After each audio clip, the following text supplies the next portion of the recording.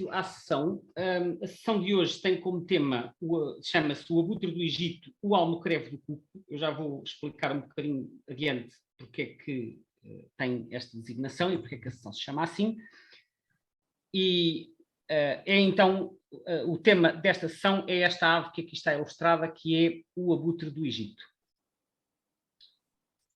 O abutre do Egito é uma ave pertencente à ordem Accipitriformes, que é a ordem que reúne a maior parte das aves de rapina.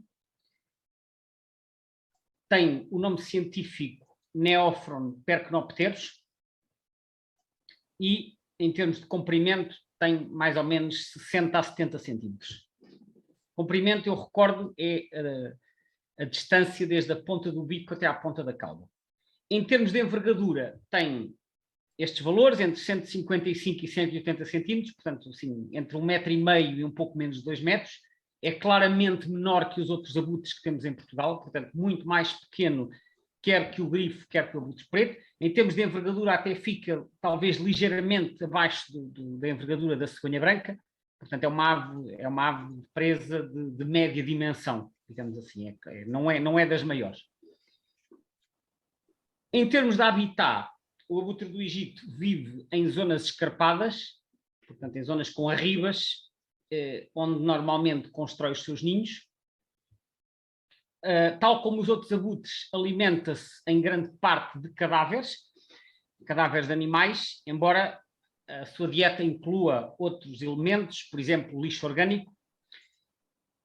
E, como eu estava a dizer, os ninhos são construídos nas escarpas rochosas, normalmente em locais de muito difícil acesso, o que obviamente garante alguma proteção contra predadores. Portanto, é uma ave que escolhe locais muito inacessíveis para nidificar. A postura desta espécie normalmente é composta por 2 ovos, mais raramente pode ter 1 ou 3, mas a postura habitual são 2. E a incubação dura 42 dias e é assíncrona. O que é que isto quer dizer? Quer dizer que a incubação começa logo com o primeiro ovo. Isto acontece com algumas espécies que põem um ovo e começam logo a incubar, depois põem o segundo. Isto depois tem implicações no nascimento das crias, porque aquele que começou a ser incubado primeiro nasce primeiro e as crias depois têm tamanho desigual. Há outras espécies em que é diferente e em que a incubação é síncrona, o que significa que o processo de incubação só começa com a postura do último ovo.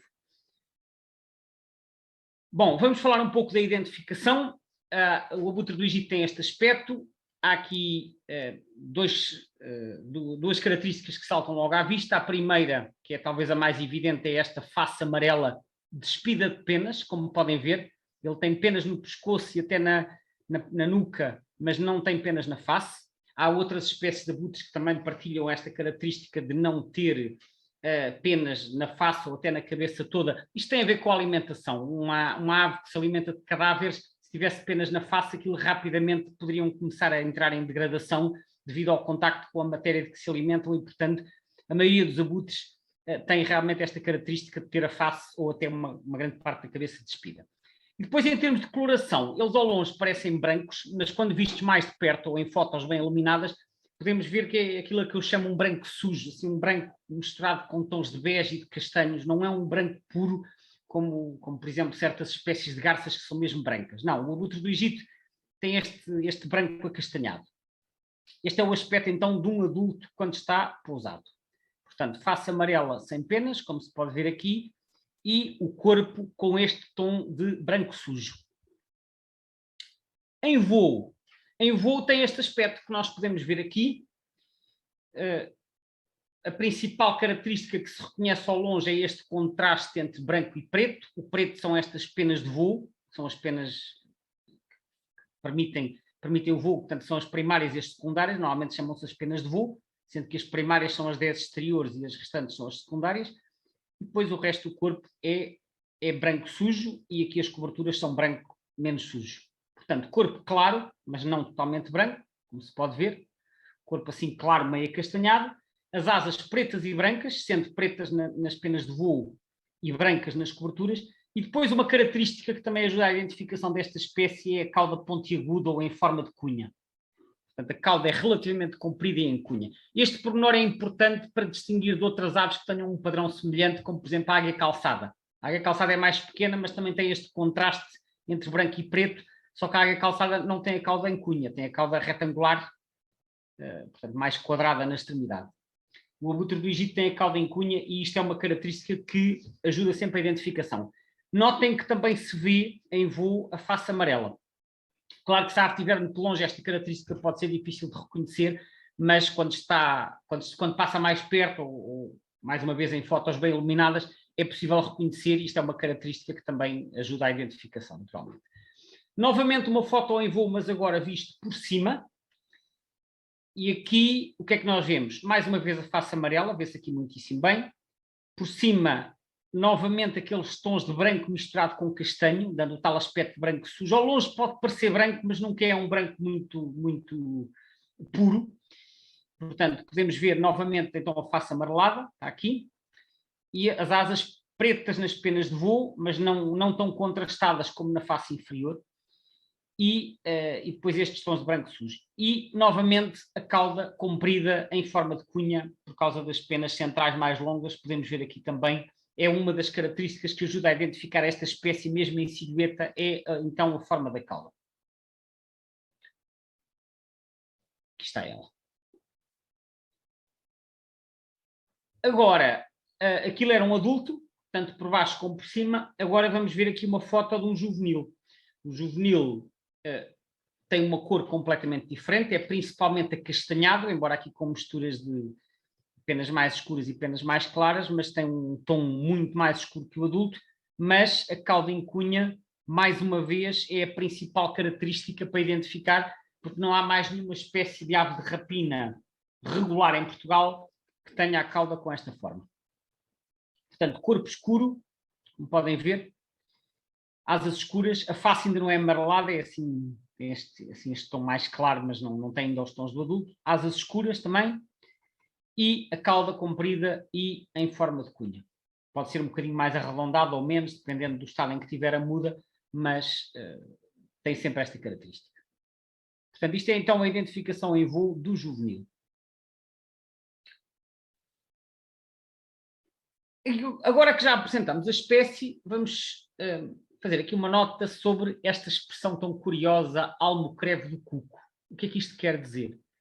A primeira vez que eu vi um abutre do Egito em Trás-os-Montes, já foi no final da década de 80, na altura comentei com um senhor de lá que tinha visto esta espécie, o abutre do Egito, mostrei-lhe no livro e ele disse logo, isso é o criado do cuco. A primeira expressão que eu ouvi até foi essa, o criado do cuco. E então, porquê é que se chama criado do cuco? Porque, segundo se dizia naquela zona, é aquele que vem à frente do cuco para lhe trazer a bagagem. Isto foi o que me ensinaram na altura e que eu já vou explicar melhor o que é que isto quer dizer. Bom, almocreve do cuco. O que é um almocreve? O almocreve, eu aqui fiz um print screen de um dicionário online, que é o dicionário da Priberam, e almocreve, que vem do árabe almocari, é um indivíduo que conduz bestas de carga. Portanto, é alguém que leva carga, ou, neste caso, bagagem. E, portanto, o almocreve do cuco significaria aqui é aquele que leva a bagagem do cuco. Porquê esta relação entre o abutre do Egito e o cuco? Porque o abutre do Egito é uma ave migradora no nosso território, mas que chega muito cedo. Este print que está aqui é do portal Aves de Portugal, da secção dedicada às datas de chegada, e tem aqui as observações mais precoces no nosso território do abutre do Egito, ao longo dos anos. Como podem ver, há aqui umas observações isoladas na primeira quinzena, 6, 10, 11, às vezes até há mais raramente no final de janeiro, mas depois, a partir do dia 15 de janeiro para a frente, praticamente há observações todos os dias. E, portanto, na segunda metade de fevereiro, eles já começam a ser regulares, mesmo em Trás-os-Montes, porque reparem que muitas destas observações são de Miranda do Douro, Freixo de Espada à Cinta, Mogadouro. Portanto, mesmo no Nordeste, Almeida, eles chegam relativamente cedo e em finais de fevereiro já se podem ver. Aquele que eu vi, a observação que eu estava a referir há pouco, as minhas já há muitos anos, foi nos primeiros dias de março, portanto, um bocadinho mais tarde do que está aqui, mas mesmo assim, ainda naquela época que nós chamamos de inverno. Portanto, o abutre do Egito é uma ave migradora que chega realmente muito cedo. Os cucos chegam mais tarde. os cucos no sul do país começam-se a ouvir às vezes no início de março, mas tipicamente no meio de março.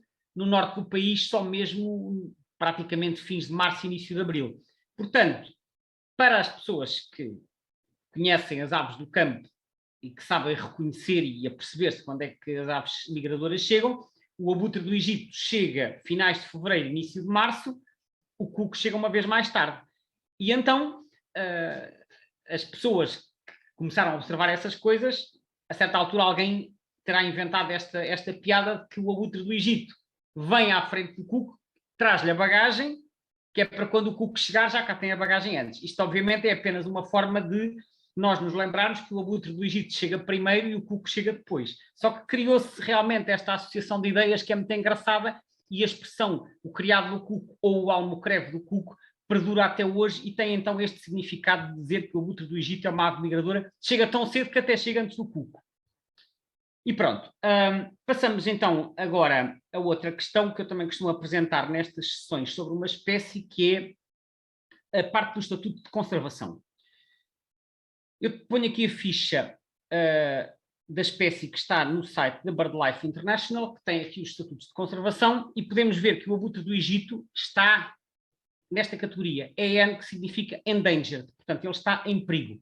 Há 3 categorias em perigo, que é vulnerável, endangered, que é em perigo, e CR, que é criticamente em perigo. Depois isto EW é extinct in the wild, portanto extinto na natureza, só existe em cativeiro, e EX é extinto, não existe nem na natureza nem em cativeiro. Isto são as categorias em que não está ameaçado. Portanto, o abutre do Egito, neste momento, o estatuto de ameaça a nível global é endangered, portanto, em perigo. Portanto, é uma espécie que requer alguma atenção a nível de conservação.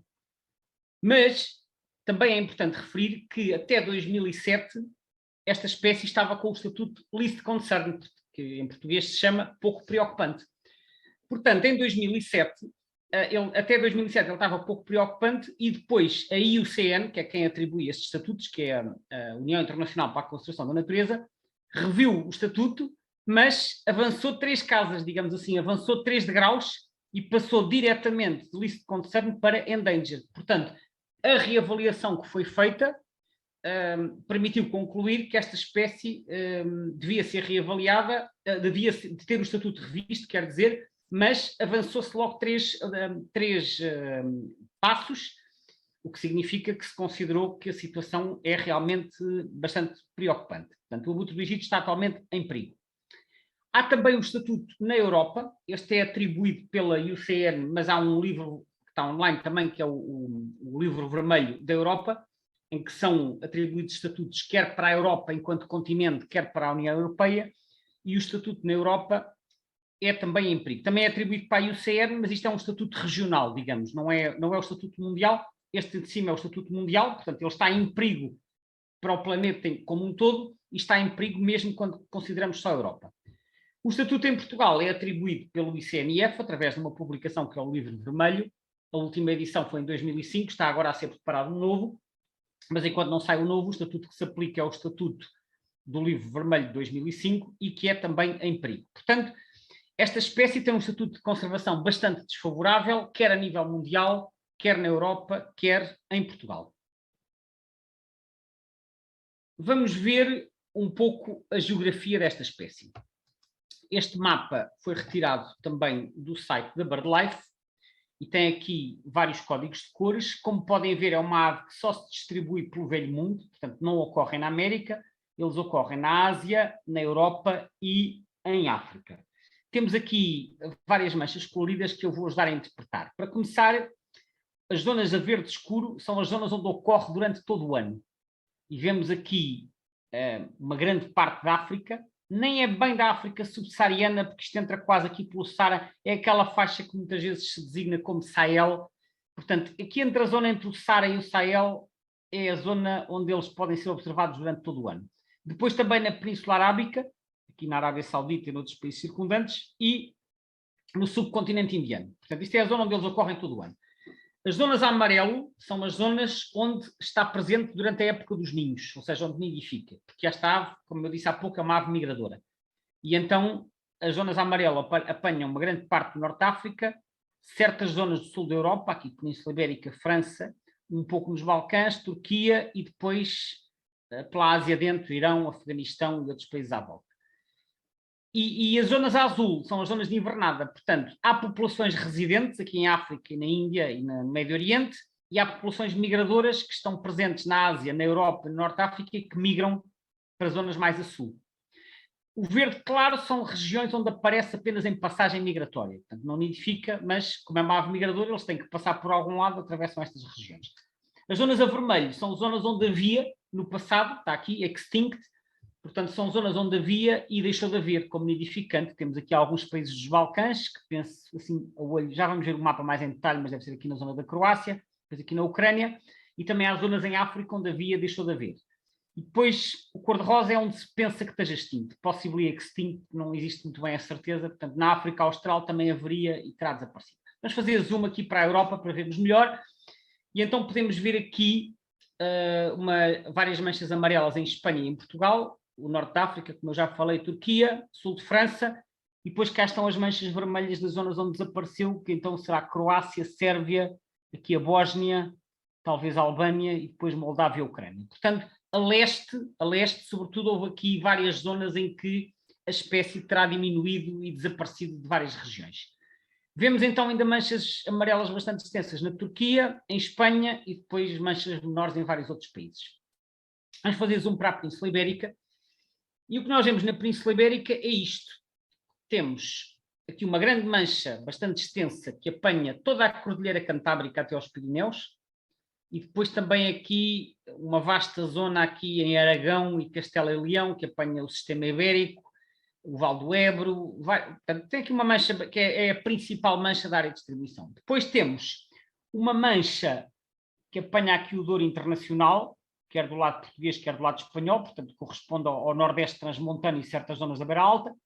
Temos outra zona que apanha o Tejo Internacional e certas zonas do Alentejo e que se estende pela Extremadura espanhola, mas notem que estes mapas da BirdLife às vezes não estão muito precisos em termos de distribuição e esta mancha em Portugal está um bocado exagerada porque eles não vêm tão para o oeste como está aqui sugerido. Portanto, há uma pequena população do Tejo Internacional e em alguns afluentes, mas não será tão extensa, nem sequer vem aqui até Elvas. Portanto, penso que esta mancha atualmente não será tão grande. Depois, o resto da península está marcado como centro de passagem. Há também uma população nas Ilhas Baleares, principalmente aqui em Menorca, onde são residentes, pelo menos uma parte da população é residente, estão aqui marcados a verde escuro. Tem uma minúscula população em Maiorca. No resto da península aparece em passagem. E chamo também a atenção para esta mancha verde escura aqui na zona de Cáceres, estão marcados como residentes, porque efetivamente, desde há alguns anos para cá, há aqui um pequeno núcleo de aves que permanece durante todo o inverno. Eles encontram condições de alimentação na região e, portanto, há alguns indivíduos que, em vez de migrarem para a África, ficam por cá. Talvez um pouco como acontece com as cegonhas, que antes tinham uma maior população migradora e atualmente há muitos indivíduos que ficam por cá. Não significa que seja a população toda, de maneira nenhuma, é apenas um pequeno núcleo, mas que já desde há alguns anos é conhecido, e a própria BirdLife agora até já no site mostra aqui que existe então este núcleo residente, enfim, que estão presentes durante todo o ano na zona de Cáceres. Este mapa então do site da BirdLife também, e aqui um outro mapa também com a distribuição do mundo, este retirado de um documento da Vulture Conservation Foundation. O mapa é muito parecido com aquele da BirdLife, só não tem pintadas as zonas de passagem que estavam a verde claras, mas tem outra coisa que também é interessante, que são os corredores migratórios. Podem ver aqui, pelas setas pretas, os corredores por onde migram as várias populações. As aves planadoras, como é o caso desta, tendem a evitar a travessia dos mares e dos oceanos, porque eles precisam das correntes ascendentes, e sobre os mares não há correntes ascendentes, e, portanto, eles têm mais dificuldade em voar planando, e, portanto, tendem a usar as zonas mais estreitas. Daí que o Estreito de Gibraltar seja um ponto de passagem muito importante. Direito é o principal ponto de passagem para as populações ibéricas, que vêm aqui de França, até do sul de França, e depois da Península Ibérica, atravessam no Estreito. Alguns vão parar a Sagres, como se sabe, depois não têm saída e acabam por seguir para leste e atravessar no Estreito. Depois, outro ponto muito importante é no Bósforo, que é esta passagem entre a Turquia europeia e a Turquia asiática, é outro ponto de passagem importante, para as populações do leste, que depois migram em direção à África, e depois pontos de passagem menos importantes aqui pelo sul de Itália, algumas aves descem a Península Italiana e atravessam aqui para a Tunísia, e outras eventualmente pela Grécia. Mas são então estes os principais corredores migratórios, depois também tem aqui as populações asiáticas que vão invernar no subcontinente indiano. Saliento também que, no caso de Espanha, não se via no mapa anterior, mas há uma população residente aqui nas Ilhas Canárias, principalmente nas ilhas de Lanzarote e Fuerteventura, também estão lá durante todo o ano. E aqui também, uma curiosidade, aqui na ilha de Socotra, que pertence ao Iémen, também tem uma boa densidade de abutres do Egito. Este documento é então da VCF, que é a Vulture Conservation Foundation. Agora, uns números sobre a dimensão da população, porque às vezes olhando para os mapas nós vemos a extensão geográfica, mas não ficamos com a noção de que é mais comum. E eu encontrei uma monografia que está no site da Sociedade Espanhola de Ornitologia sobre esta espécie, que tem lá um quadro com dados da BirdLife de 2017, com a dimensão estimada das populações em vários países europeus. Isto é só para a Europa. E podemos ver aqui que a população está estimada entre 3.200 e 4.800, e olhando para estes números vemos que há claramente dois países que se destacam em termos de valores populacionais, que é a Espanha, com cerca de 1.500, e a Turquia. Na Turquia os valores são mais grosseiros porque os censos, a qualidade dos censos é menos preciso, os censos são menos precisos do que em Espanha. Em Espanha o intervalo é bastante apertado porque a população está bem monitorizada, portanto anda entre os 1.500 e os 1.550. Na Turquia sabe-se que anda entre os 1.000 e os 2.000. De qualquer forma são números importantes.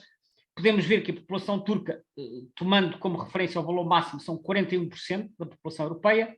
Isto aqui inclui Turquia asiática, naturalmente, e em Espanha 32%. Portanto, só a Turquia e a Espanha representam 3/4 da população europeia. Depois o Azerbaijão com 10%, e os restantes países com valores bastante menores, sendo que Portugal aparece aqui com 2%. Portanto, Portugal tem em termos europeus, tem uma proporção relativamente pequena da população global. O António depois irá falar mais em detalhe sobre a dimensão da população portuguesa. Uma última nota para dizer que a tendência, como se pode ver, é de diminuição na maior parte dos países. Há aqui um incremento em França, e a população espanhola e do Azerbaijão aparentemente está estável, da Geórgia também, mas não é tão significativa. Portanto, a de Espanha, depois de ter diminuído durante várias décadas, neste momento parece ter estabilizado, e em França também, mas no leste da Europa e na Turquia, neste momento, assiste-se, de acordo com os dados disponíveis, a uma diminuição. Portanto, a espécie está a diminuir em mais sítios do que está a aumentar, e como viram há pouco no mapa, até desapareceu de vários países do leste. Daí que o estatuto atual seja em perigo, porque a tendência global continua a ser de diminuição. Portanto, em Espanha, 32% da população global, e na Turquia, como eu disse, 41%. São então os dois países que concentram um efetivo mais importante de abutre do Egito. Para terminar, um mapa também da tal monografia que eu falei, com a distribuição em Espanha, em que as estrelinhas correspondem aos casais confirmados, as estrelinhas verdes aos casais confirmados e as estrelinhas amarelas aos casais prováveis. Podemos ver a distribuição de que eu falei há pouco, portanto a principal mancha aqui ao longo da Cordilheira Cantábrica e dos Pirineus, depois do sistema ibérico, que é este que está aqui transversal, com mais uma série de casais ao longo do Vale do Ebro, é o principal núcleo em Espanha. Depois aqui um outro núcleo ao longo do Vale do Douro, que é partilhada entre Espanha e Portugal, e depois também a bacia do Tejo e de alguns afluentes, aqui entre a Beira Baixa e a Extremadura espanhola, com núcleos de menor dimensão também aqui na Andaluzia e noutros locais. Temos a tal população da ilha de Menorca, nas Baleares, com 1 ou 2 casais em Maiorca, mas está sobretudo em Menorca, e depois aqui nas Ilhas Canárias, as duas ilhas mais orientais, que são as mais secas, onde tem então um número considerável de casais, que são em Fuerteventura e em Lanzarote. Com isto, termino a primeira parte da apresentação, em que fiz uma apresentação da espécie em termos de características de identificação. Falei da parte da origem da expressão almocreve do cuco, apresentei o estatuto de conservação e a distribuição mundial. Agora vou passar ao nosso convidado, que é o António Monteiro.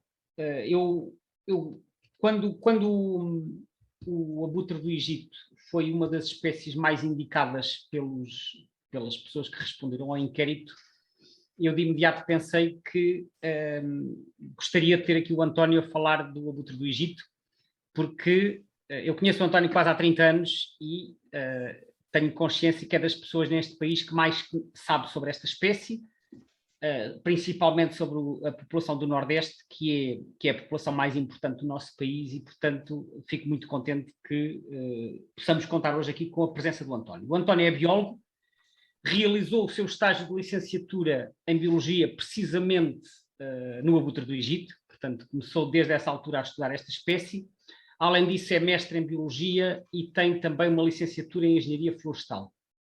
Desde meados da década de 1990, trabalha no Parque Natural do Douro Internacional, onde tem estado ligado a vários projetos de conservação da natureza e assegurou a coordenação técnica e científica de diversos projetos de monitorização e conservação das aves e dos seus habitats.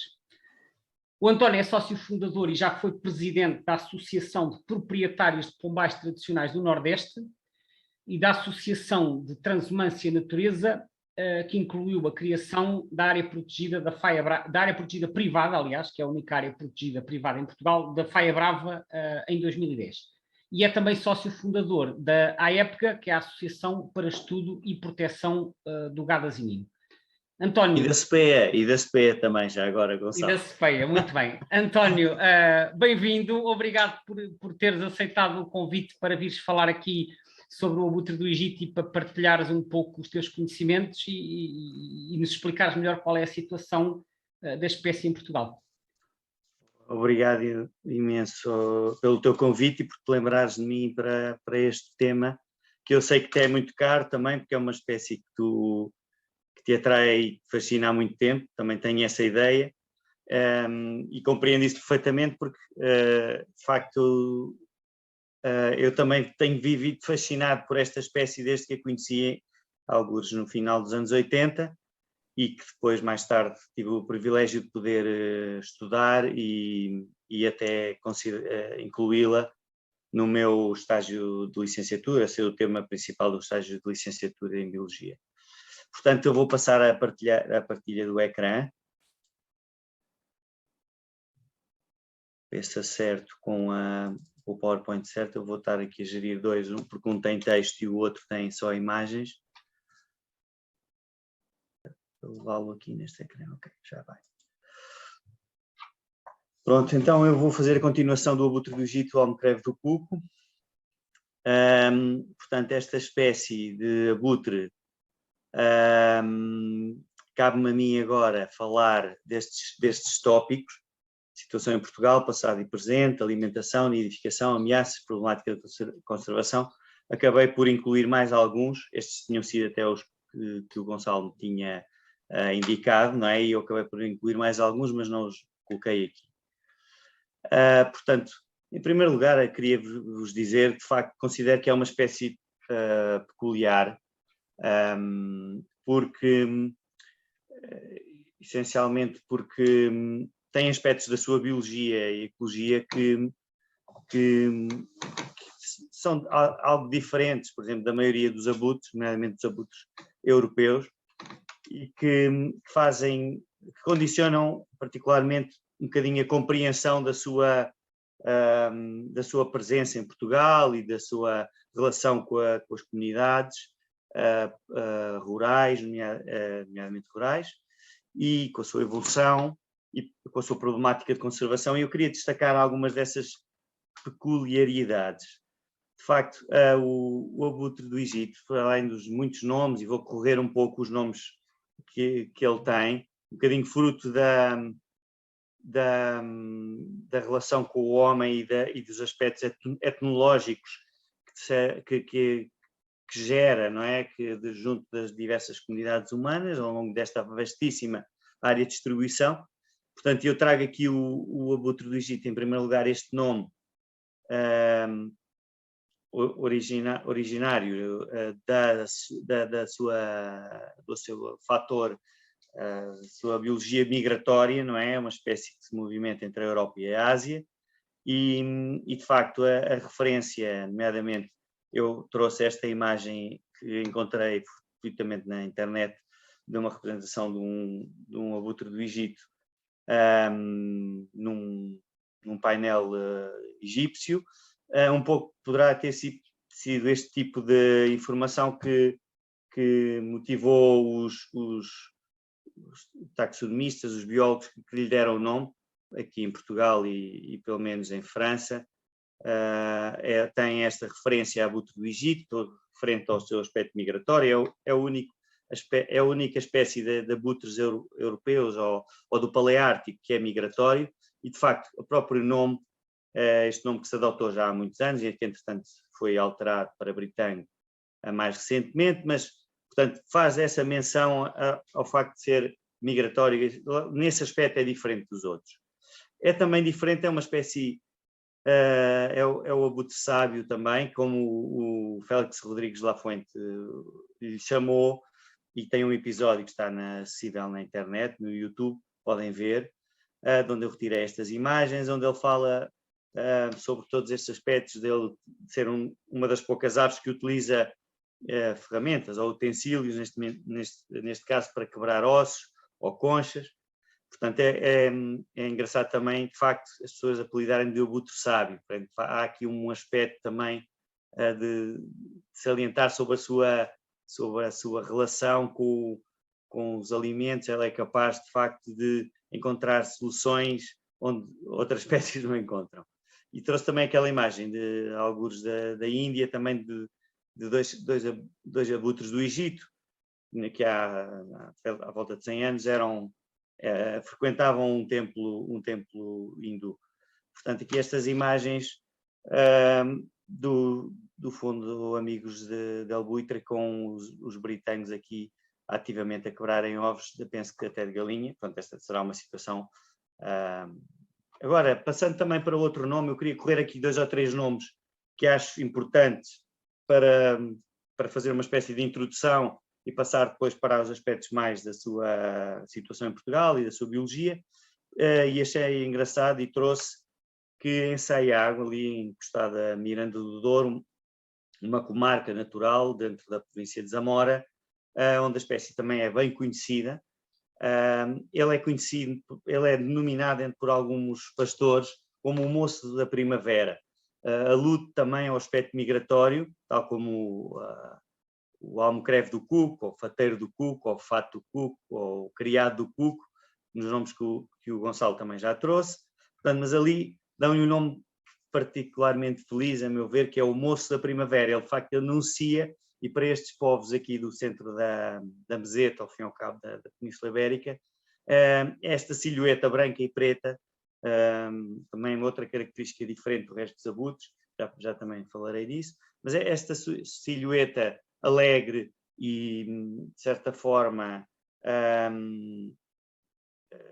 ativa, porque é um voo que vai e vem e que se vê nas arribas e que muitas vezes se pôs a perto das pessoas, de facto leva a darem este nome, que eu acho que é feliz, de facto, porque é um nome inspirador sobre o processo fenológico das aves nesta zona, a mudança do tempo.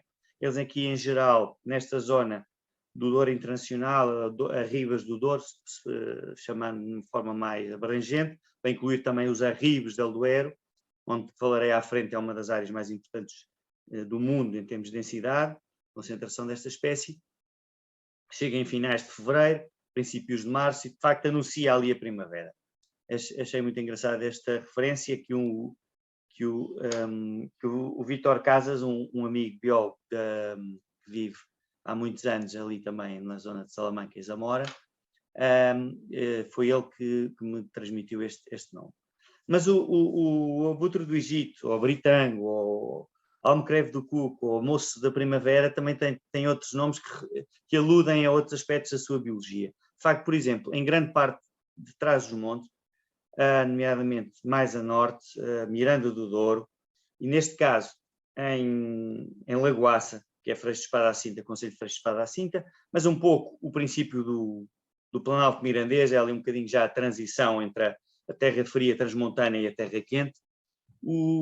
Chamam-lhe de corvinho branco, ou corvo branco, e em Miranda chamam-lhe muitas vezes encontrei pessoas a referirem-se a ele como por corvo, só simplesmente isso. De facto, há aqui semelhanças ao Corvus corax, mas mais uma vez tem a ver com o facto do seu padrão branco e preto bastante chamativo, que serve para eventualmente para atrair os outros abutres, sendo uma espécie mais ágil em voo e com uma atividade mais que consegue voar mais cedo, mais ativa na prospecção de baixa altitude, voo, consegue encontrar os alimentos, os cadáveres, e anuncia aos outros, e eventualmente será esse aspecto, poderá também ter relação em termos de seleção sexual e de relação do próprio processo de adaptação ter ido por aí, por essa escolha desse padrão, mas de facto é um aspecto a destacar, não é? As suas cores e o seu padrão. Este aspecto que também do corvo branco também me traz um pouco a referência ao aspecto comensal com o homem. Ele a proximidade com as comunidades humanas, nomeadamente em África. Estas imagens que vos trago aqui à frente são do José Carlos Brito, algures no sul da Mauritânia, em que eles estão pousados numa parede de uma construção humana, e segundo o José Carlos Brito, biólogo do meu curso, colega e amigo, me transmitiu que de facto eles estavam perfeitamente à vontade ali ao pé das pessoas e pousavam eventualmente à espera de algum alimento. Estas fotos são de facto obtidas pelo José Carlos lá na zona. Mas de facto também aqui no Nordeste há aqui alguma à vontade para com o homem. Aqui um britânico pousado no telhado de um palheiro até abandonado, que está perto relativamente do seu ninho. Portanto, de facto, eles convivem com o homem. Aqui há um rebanho que estava acarrado, a imagem é minha, mas tem aqui um grifo pousado, mas estavam também britânicos aqui pousados, eventualmente à espera de algum resto, mas as ovelhas estavam tranquilíssimas, depois acabaram por deixar de acarrar e movimentarem-se, mas pronto, há um conjunto de muitas observações em que atestam essa proximidade, muitas vezes ninhos perto de zonas até humanizadas. Há uma referência que o José Jambas, um amigo também e muito conhecedor desta espécie, desta problemática, e ele é ali natural de Vila Nova de Foscoa, ele me relatou de um relato que alguém lhe contou que na sua aldeia, que é Castelo Melhor, a espécie teria nidificado ali nas proximidades da aldeia, na própria parede, num pano da muralha do Castelo Melhor. E de facto é possível, acredito perfeitamente, também pelo conjunto de outras situações em que vi, ninhos muito próximos de construções humanas, etc., que fosse possível que isso tivesse acontecido, alguns há muitos anos. Finalmente trazia o nome britânico, que deriva, a meu ver, de Brita Ossos, foi o nome que se convencionou para, nesta última alteração de nomenclatura, para o nome comum, que, a meu ver, é um nome mais simples. Eles em Espanha também têm uma grande diversidade de nomes, nomeadamente pelas diferenças até linguísticas e pelas diferenças, já agora em relação ao mirandês, não encontrei nenhum nome específico em mirandês, desta nossa segunda língua, lembrei-me agora de dizer isso. De facto, em Miranda é quase sempre conhecido por corvo ou corvo branco. E os abutres também às vezes são designados por corvos. Portanto, mas britânico é sobretudo na zona da Beira Transmontana ou do Alto Douro, aí é conhecido amplamente pelos, digamos que não são assim tantos os conhecedores desta espécie, porque de facto ele tem uma biologia um bocadinho secretiva, eu vou falar disso à frente. Apesar de ser uma espécie muito chamativa, muito conspícua, ele elege sítios muito sossegados para nidificar, fendas, buracos em rochas. De facto, tem ali um aspecto muito descritivo. Por exemplo, é das espécies mais difíceis de capturar agora, em todos estes estudos que se têm feito, radioseguimento, vários especialistas na captura de espécies tem vindo a referir, de facto, que é uma espécie que não se deixa enganar facilmente. É uma espécie com muito, pode parecer, de facto, muito confiante com o homem, mas de facto eles têm as suas defesas, a sua capacidade de perceber onde é que está o perigo, e, portanto, o nome, eu estava a falar da questão do nome e aqui de quem é que conhece realmente a espécie, são só, sobretudo, os pastores, os cabreiros, as pessoas que quase que já não existe agora, quase essa profissão, essas pessoas que frequentavam os locais mais abruptos, mais afastados, mais remotos, e facilmente identificavam e conviviam com esta espécie, e eram esses os principais, e os relatos que vêm dos nomes, o Gonçalo falou ali de um habitante mogador, isso é perfeitamente normal, evidentemente, mas tem que ser de pessoas que, de certa forma, tenham alguma relação com o mundo, o campo, que andem no campo, que frequentem assiduamente o campo, porque o britânico não é propriamente como uma cegonha, que se deixa ver, pousa no campanário, não, acaba por ser uma espécie que aparece e vai embora, e para se ver mais em proximidade e com mais atenção, tem que de facto ser quase um habitante das arribas, que é aquilo que chamamos, em termos de unidades geomorfológica ou geográfica, são estas encostas escarpadas dos vales, sobretudo da Bacia do Douro. Portanto, o britânico é um nome muito frequente aqui na zona do Alto Douro e Nordeste. Eu falo aqui porque eu estou a falar de Figueira de Castelo Rodrigo, que é aqui Nordeste da Beira, uma beira também chamada Beira Transmontana. Ele distribui-se também aqui pela Beira Alta, como vamos ver à frente, e de facto aqui a maioria dos conhecedores da espécie fazem referência a este aspecto, por ele aparece sempre ao pé dos grifos, a debicar no chão, à procura de aparas e de esquírulas, de ossos, fragmentos, anda sempre com o seu biquinho mais fino, como uma pinça, e de facto associaram essa questão dos ossos. De facto, o britânico é um bocadinho a alma deste território, no aspecto de ser uma espécie que frequenta estes ambientes áridos e escarpados, muita rocha, pouca vegetação a cobrir o sol, e queria também trazer este aspecto de diferença, é um aspecto peculiar também da sua biologia, esta preferência por ambientes relativamente áridos ou semiáridos, espécie tipicamente rupícola, faz os seus ninhos sempre em rochas,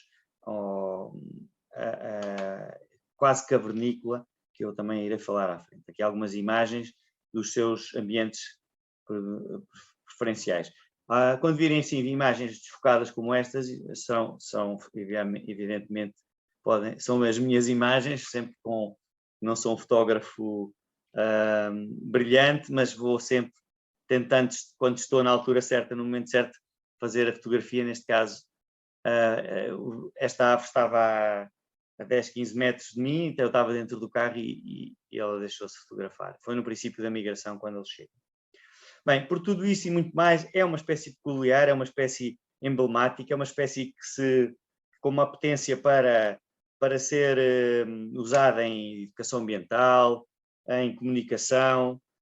Isto foi o próprio João Carlos Farinha, um colega meu do ICNF, mas também um ilustrador extraordinário, que tem este livro sobre o Buto do Egito, já editado já há uns anos, mas que eu, infelizmente, não consegui encontrar nenhum exemplar para poder trazer lá dentro os bonecos que ele fez, e muitos. Eu depois pedi-lhes por mail, ele não os encontrou, e eu também não encontrei o livro, mas vale a pena ver este livro, ele está à venda na net, que eu vi, e está também acessível em bibliotecas. Tem um conjunto de bonecos muito, muito engraçados, e portanto, esse tipo de bonecos assim caricaturados, que se encontram na net um pouco por toda a sua área de distribuição, em França também, em Espanha também.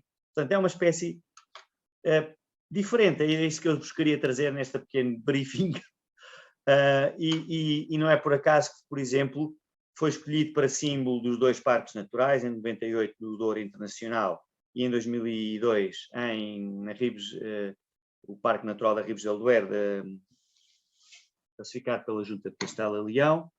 De facto, o mesmo símbolo que se escolheu foi desenhado até por um desenhador do ICNF, depois foi adaptado em Espanha com outra cor, mas pronto, isto representa um pouco também um parque que é um parque transfronteiriço. E de facto foi fácil escolher esta espécie para símbolo. Eu relembro um pouco agora, falando de outro aspecto, que há sempre três condições difíceis na criação de um parque natural. E o Douro Internacional é o segundo maior em área, juntamente com o Arribos del Duero, são 200.000 hectares, é dos maiores espaços protegidos contínuos da Europa. E, de facto, criar um parque desta dimensão, ou qualquer dimensão que ele tenha, sempre tem três desafios logo à partida. É a escolha do nome, a escolha do território, ou seja, os limites onde passa, e a escolha do símbolo. Neste caso, a escolha do símbolo foi particularmente fácil, por causa deste aspecto. O britânico está um pouco por todo o lado, em todo, quase 2 em 2 km está um casal. Eu vou-vos mostrar à frente o mapa dessa distribuição. E, de facto, a melhor a espécie que foi de caras mais fácil de escolher para representar esta realidade rupícola, rochosa, este ambiente telúrico fortíssimo daqui de Trás-os-Montes e da Beira, foi o abutre do Egito ao Britânico. Estão aqui os mapas dos dois parques, o símbolo, trouxe só. Por exemplo, aqui no Rupis também, mas isso mais obviamente, por causa dos símbolos dos parques, também foi escolhido o Britânico, mas pronto, há imensos casos de escolha desta espécie pela sua silhueta, pela sua estilizada, pela sua cor. Portanto, o Life Rupis decorreu entre 2016 e 2019, envolveu 9 diferentes entidades. Foi o primeiro Life transfronteiriço que tivemos aqui, e de facto quis também trazer aqui. Mas voltamos aqui então à nossa galinha do faraó, mais um nome engraçado também que lhe é atribuído. Se calhar foi essa a inspiração, eu penso que é atribuída ao biólogo de Sacarrão, a escolha desse nome, abutre do Egito, nem sempre consensual, os nomes nunca são, mas pronto. Agora comecemos então aqui um pouco o tema da palestra propriamente dito, a situação em Portugal. Eu quis um bocadinho mergulhar numa área um bocadinho especulativa, e é especulativa para a maioria das espécies, porque nós, infelizmente, só praticamente nos anos 70 é que começámos a ter ornitólogos a fazerem de forma mais quantitativa a descrição das diferentes espécies. E o nosso primeiro Atlas das Aves ocorre em 79, 84. Portanto, antes disso, há um conjunto largo de registros. Não é largo, até se calhar é curto, mas há umas referências, por exemplo, de Overlay, de Reis Júnior, princípio do século. Em Espanha há um conjunto maior de referências, também havia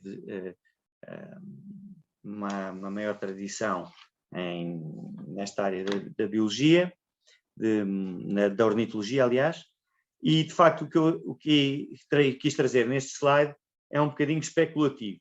Perdoem-me isso, mas dei-me um bocadinho à liberdade de fazer uma representação do que é que poderá ter acontecido nos últimos 100 anos e porquê. De facto, trouxe-vos o mapa hipossométrico que está ali ao lado esquerdo, com o nosso país montanhoso, um dos mais montanhosos da Europa.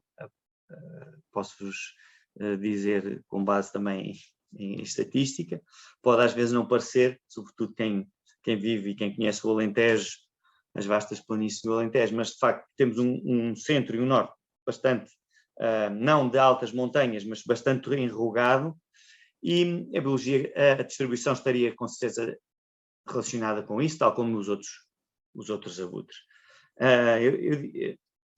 Pronto, diria assim, de certa forma, arriscaria dizer que em 1900, no princípio do século XX, a espécie estaria bastante mais representada em tudo o que seriam sistemas montanhosos e zonas enrugadas do Portugal. O gado, a pecuária estava distribuída amplamente, é uma espécie que convivia com o homem, como já vos disse. É possível que tivesse uma distribuição assim, que estivesse associada em tudo que fosse zonas mais montanhosas, onde podia ter rochas para nidificar e onde havia pecuária prolífica, distribuída, todo o tipo de animais. Nós éramos um país, ainda somos, mas como rural, com uma paisagem distribuída desde os arredores de Lisboa até ao alto da Serra da Estrela. Havia milhares e milhares de ovinos, por exemplo, equinos, etc. Um conjunto, uma pecuária bastante bem representada. Em 1940, 50, há referências por um conjunto de autores, de facto, que a estricnina entra em grande força. Esse está documentado também. Não está documentada a presença da espécie, mas está documentada a presença, por exemplo, do grifo, e são espécies que convivem muito, que estão muito próximas e que têm uma grande proximidade, ainda atualmente se verifica constantemente essa situação, e é possível que ali nos anos 40, 50, quase todas as espécies tinham alguma dieta à base de cadáveres, sofressem imenso com a entrada massiva da estricnina, como é descrita por alguns autores em Portugal. Portanto, era livre o controle de predadores, era considerado uma atividade benigna para a agricultura, para quem tinha gados, para quem tinha aves de capoeira, para quem tinha animais a seu sustento. Isto ainda acontece agora e promovido pelo governo, imaginem, na Mauritânia. Portanto, há ainda em África situações em que o veneno é utilizado e fomentado pelas autoridades dos países. Isto aconteceu em Portugal e em Espanha, as campanhas de controle de animais daninhos. Eu ainda, nos anos 90, início dos anos 90, ainda contactei com diversos produtores pecuários que, de facto, me referiam o uso da estricnina e até num caso, não posso também aqui referir em particular quem foi, que me deu uma latinha daquelas latinhas não é Nestum, mas Cerelac, daquelas de latão de prata, me entregou. Era uma pessoa que foi a minha amiga, já um idoso, e que eu, ao passar dos anos, fomos contactando, e ele, às tantas, achou que devia entregar a latinha onde ele guardava a estricnina de há décadas. Estava rodeado de papel dentro da lata. Eu fiz chegar depois aquilo até a um veterinário, ao Nuno Santos, que analisou e confirmou que era estricnina. Portanto, foi de facto utilizada, e se não haja dúvidas, de forma indiscriminada por todo o país, e os abutres, com certeza, terão sido as espécies mais afetadas. Desaparecem da Serra da Estrela, desaparecem do Marão, desaparecem do Gerês, e é natural que o britânico acompanhasse essa regressão que está minimamente documentada, por exemplo, por o grifo. Nos anos 70, numa fase um bocadinho já diferente, em que há um êxodo rural massivo, a partir dos anos 60, uma redução grande da população rural, uma alteração das práticas, começa a haver mecanização, começam a reduzir também entra a caça também, começa a haver algum tipo de redução do uso de veneno, por exemplo, porque, por exemplo, espécies como o lobo já tinham diminuído. Eu penso que esta distribuição em 1970 seria mais ampla do que agora, e é uma distribuição que podemos fundamentar já em base em dados quantitativos. O primeiro Atlas é feito entre 79 e 84, há uma estimativa de 40 a 60 casais, a meu ver, claramente subestimada, e vou-vos explicar mais à frente o que é que eu acho sobre a questão da dificuldade que é estimar a população desta espécie. Pode parecer fácil, porque ela é muito fácil, muito conspícua, mas de facto tem aspectos descritivos e tem aspectos muito específicos da sua fenologia, que, se não se conhecerem, se não se tratarem adequadamente no âmbito dos censos, a espécie não é detectada ou é insuficientemente detectada.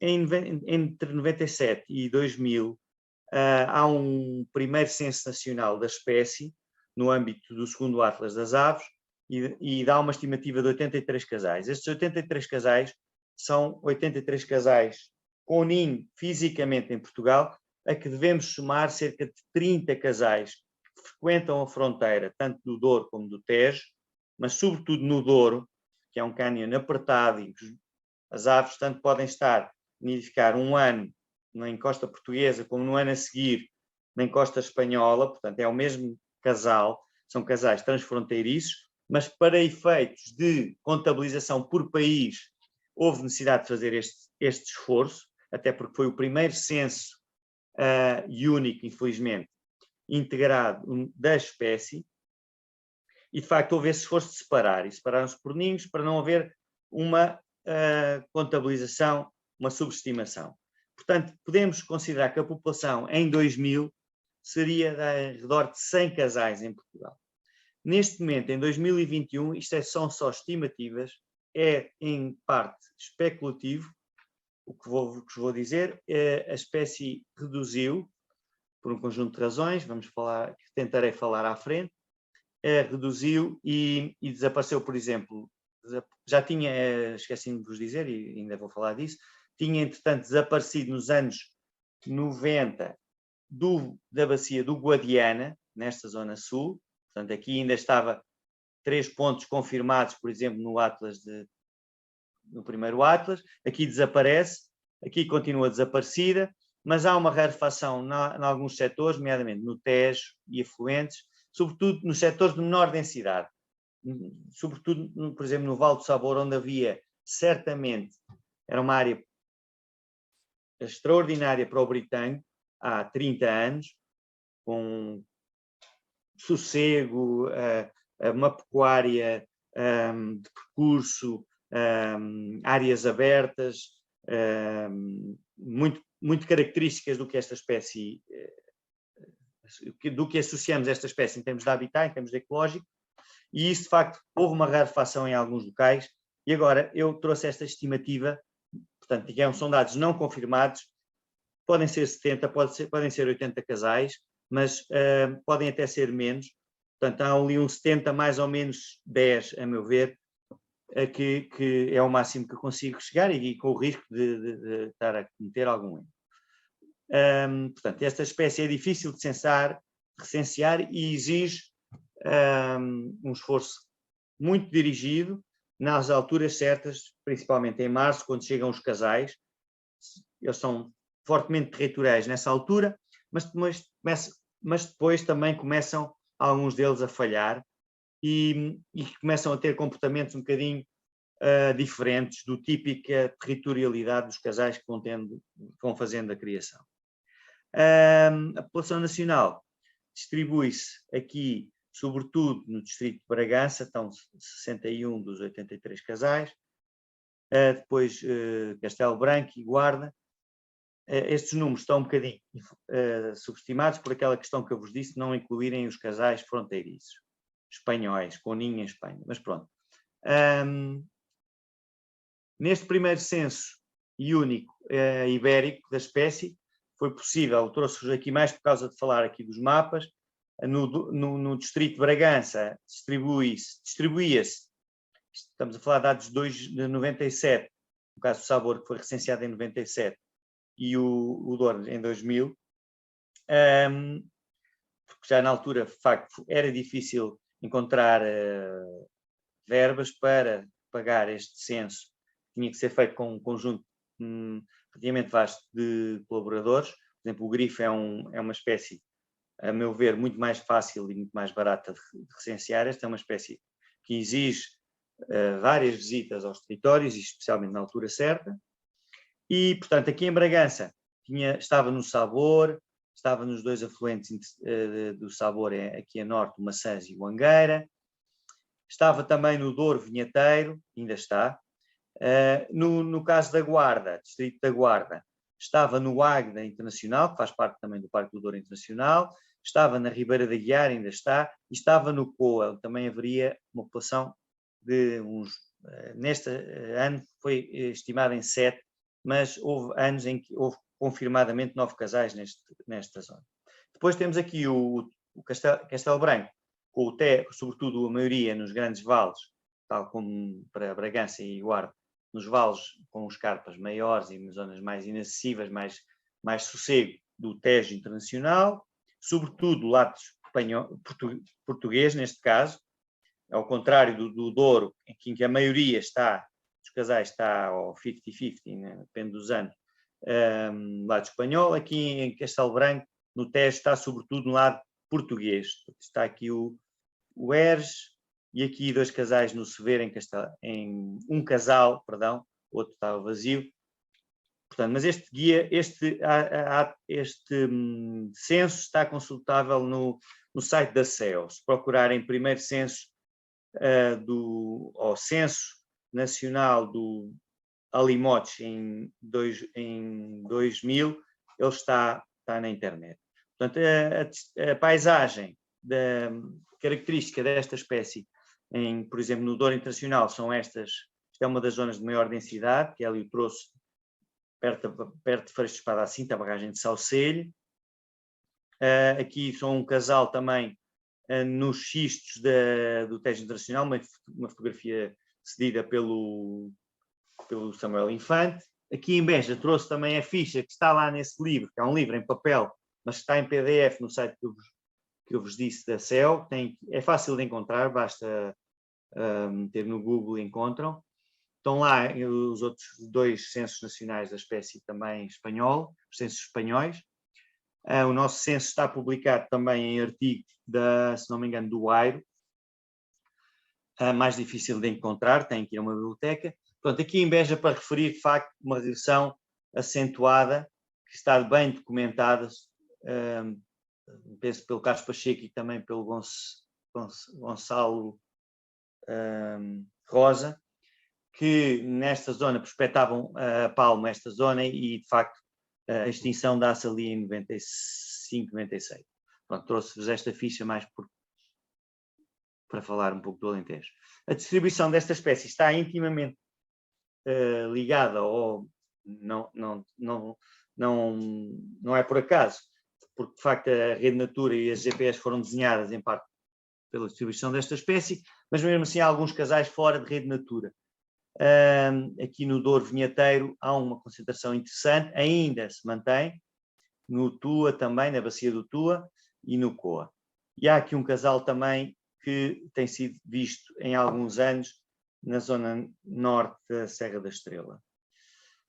Em relação à evolução recente, temos que nos basear nos dados espanhóis, porque têm feito censos regulares e, como vos digo, esta espécie sem censos exaustivos e com meios humanos devidamente preparados para isto e em quantidade, não é uma espécie bem recenseada, e a prova disso é esta linha.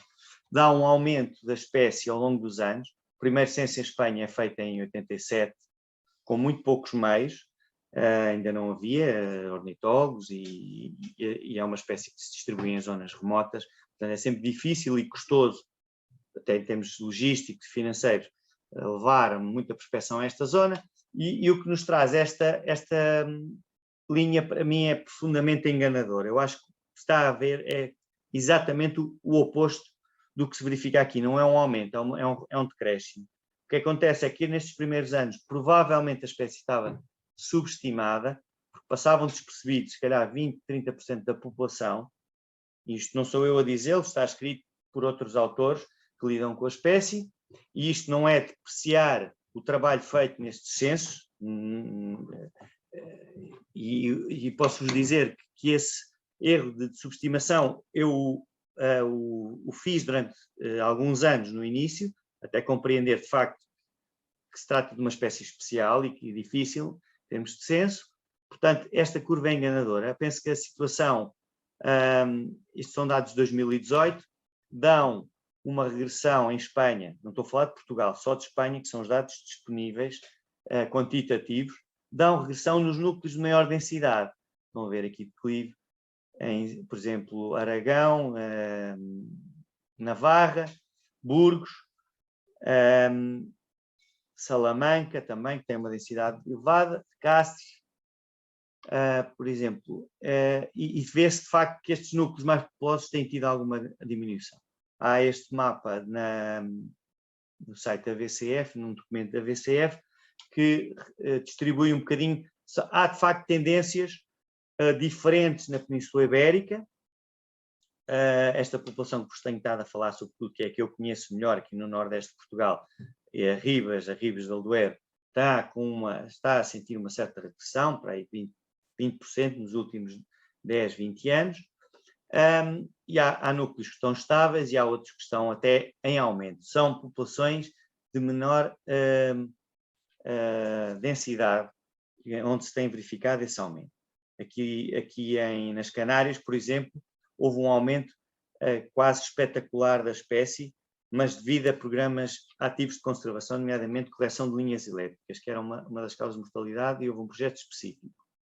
Aqui, para vos trazer a densidade da espécie, apesar de ser uma espécie de zonas áridas, iríamos pensar que seria abundante na Andaluzia, por alguma razão na Andaluzia praticamente não nidifica também na Galiza, presentemente, e eventualmente também nesse aspecto a razão climática pode estar relacionada, tal como o grifo, que também não existe aqui, praticamente ainda confirmado, a nidificar na Galiza, existe aqui o noroeste peninsular um pouco diferente. Agora, tudo que estas vales interiores o do Ebro, que o sistema entre os pré-Pirineus, a zona do sistema Cantábrico também, é uma espécie, tem aqui densidades importantes. Aqui em alguns afluentes do Douro, Ossos del Duratón também tem uma população importante, e depois temos aqui a da Ribes do Duero, e aqui em Castilha-La Mancha, Guadalajara também tem um núcleo importante. Aquele mapa que eu vos tinha falado há pouco, da distribuição, isto é em 2017, no segundo ano do Life Guppies, em 2016, houve um censo da espécie nas duas EPEs, um censo exaustivo, que trouxe uma população de 130 casais, à volta de 130 casais, e, portanto, tinha esta distribuição perfeitamente contínua ao longo dos vales, portanto, por ser rupícola, está em todas as escarpas, umas zonas com menor densidade que outras, mas isto é quase 2 em 2 quilómetros e já é assim há muito tempo. Agora houve alguma regressão, mas pronto, esta é uma das zonas de maior densidade do mundo. A densidade nas arribas, e aqui considerando Portugal e Espanha, é de 130 casais para um total de 2.000 km², dá uma média de 7, com máximos de 12 casais, isso está referido nos vários censos. Havia 12 casais em quadrículas 10 por 10 km, mas depois, de facto, quando chegamos aqui a esta pequena ilha de Socotra, da República do Iémen, temos 800 casais na ilha, com quase 4.000 km², que dá, isto é errado, que dá 20 casais por 100 km. Eu fiz um copy-paste e acabei por não corrigir. Portanto, 1.900 indivíduos, 800 casais, representa 3 a 9% da população mundial da espécie. Portanto, é impressionante a importância aqui da Socotra, o Gonçalo já tinha falado, mas eu achei interessante comparar, porque de facto a Ribes del Duero tem uma densidade elevada, mas incomparável com estas zonas já há outra subespécie, onde já há outra subespécie que existe também na Índia, o bico branco. Agora não me lembro exatamente da subespécie, começa por G, agora não sei, mas portanto a ilha de Socotra é uma situação particular e especial, onde a espécie está ainda muito bem, 800 casais. Pronto, venho agora falar-vos da fenologia, sobretudo da fenologia da espécie no Douro Internacional, que é a zona que melhor conheço.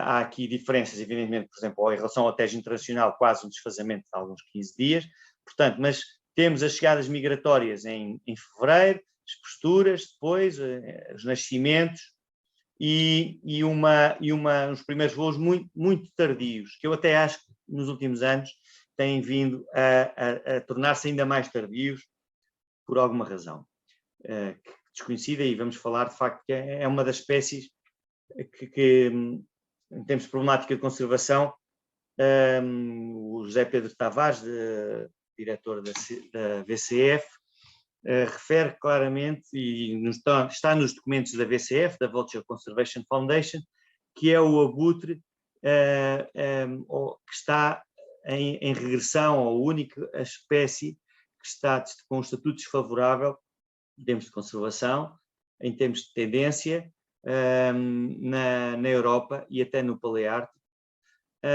porque, por exemplo, o grifo, o abutre preto, o quebra-ossos e até agora, mais recentemente, com a entrada de abutres africanos, encontram na Europa condições muito propícias. Pronto, isto é uma primeira imagem minha, obviamente, tirada com testar a máquina ao telescópio, de um casal britânico acabado de chegar. Eu gosto muito desta imagem por causa das cores, evidentemente, dos lichen. Esta é uma outra imagem também que me diz muito, porque há uma bola, estes boulders do granito, é uma espécie rupícola, e o Douro Internacional é 70% granítico, portanto eles têm muitos ninhos no granito. Este casal chega e a primeira coisa que fazem ali em fins de fevereiro, março, é pousar neste enorme boulder que está enquadrado dentro de um castro em Mogador, no concelho de Mogador, perto das Arribas. Aqui ao lado é um precipício de 300 metros até ao rio, até às margens do Douro. Portanto, eles pousam sempre nesta rocha arredondada. Portanto, isto é a observação típica ali do princípio da primavera, o casal muito juntinho, cópulas frequentes, e isto, de facto, eu quando vejo, tenho a felicidade de ver ter uma observação destas em março, abril, esfrego as mãos porque digo, este casal já não preciso de o vir cá visitar mais vezes, porque para efeitos de uma monitoração muito simples, que é a que levamos no Douro Internacional, de confirmação, sobretudo, que os territórios estão ocupados, este casal já é uma cruzinha que eu posso pôr no mapa de confirmação, porque, de facto, nesta altura eles têm este comportamento padronizado, estão muito juntinhos, autenticamente a namorar, não largam, sempre pousados em proximidade do ninho, e isto acontece só praticamente naquelas primeiras semanas. Portanto, é uma alegria quando se consegue uma observação destas. Entretanto, incubação, nascimento, tem aqui isto foi tirado no ano do meu estágio, em 1994, eventualmente fui a vários ninhos recolher restos, mas sobretudo na época já depois de terem saído, mas também visitei alguns ninhos para ter uma ideia, sobretudo aqueles ninhos completamente impossíveis de ver de fora. Procurei, com a minha perturbação, visitar para ter uma amostra relativamente a alguns 20 casais, a maioria conseguia-se ver telescópio de fora, para ter uma amostra da dimensão da postura, porque não havia dados com Portugal sobre isso. Portanto, o britânico acabado de nascer, sei lá, com uns 10 dias, parece um punk. Depois aqui um ninho no Douro Internacional, em zona, até um ninho tipicamente, pouco típico, em uma zona, a plataforma completamente aberta, em lado espanhol, em xisto, com 2 casais, que não é muito assim tão frequente, apenas 10 a 15% dos casos consegue tirar, duas crias. Este é o britânico juvenil na sua primeira plumagem, acabado de sair do ninho, que foi que caiu dentro d'água e foi recolhido por um operador turístico, isto já foi há muitos anos, em 98 a 97, reparem que está anilhado. Estas anilhas eram fornecidas na altura já pela Estação Biológica Doniana, do José António Donázar, estava já a fazer um programa de seguimento da espécie, e foi possível marcá-la, já com uma anilha de cor.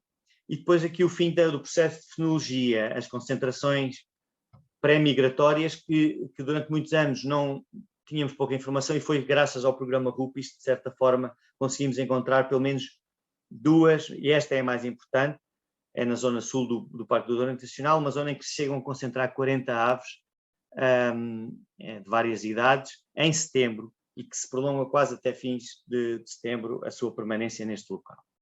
Portanto, falemos agora um pouco da alimentação, falo eu, não é? Neste caso, o comportamento, vou já um bocadinho começar a acelerar.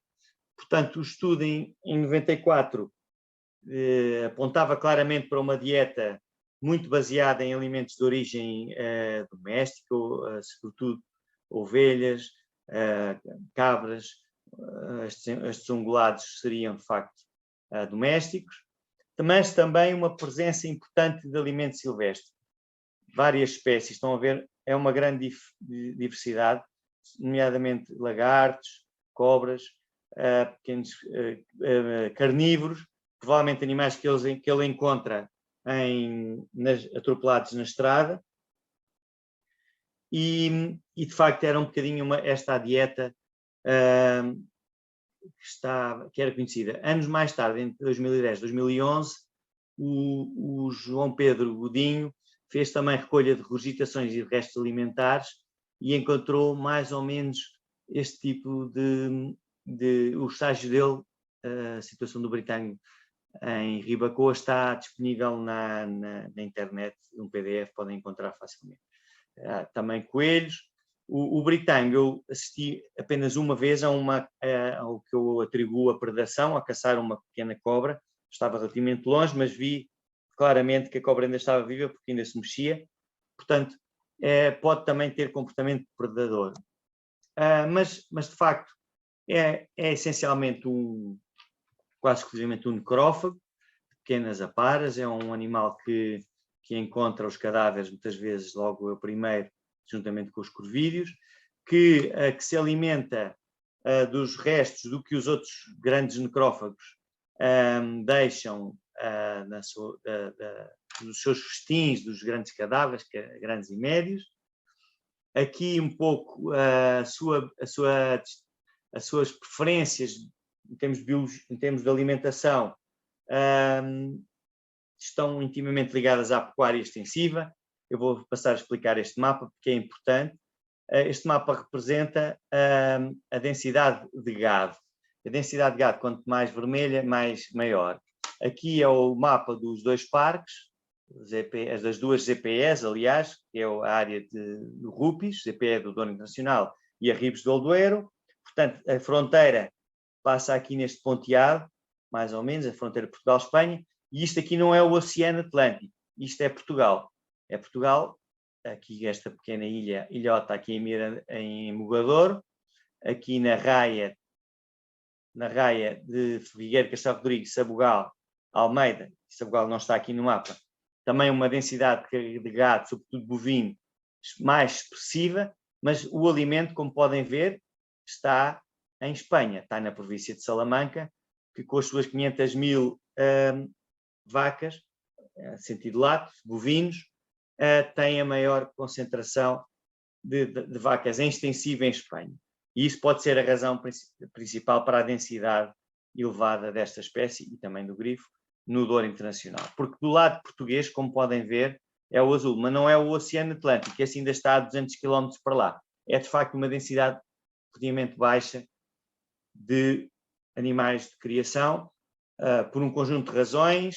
Somos um território mais humanizado, não termos latifúndios, grande parte das comunidades em Trás-os-Montes, nomeadamente aqui na zona da terra quente transmontana, dedica-se a culturas permanentes, olival, vinha, amendoal, a pecuária é quase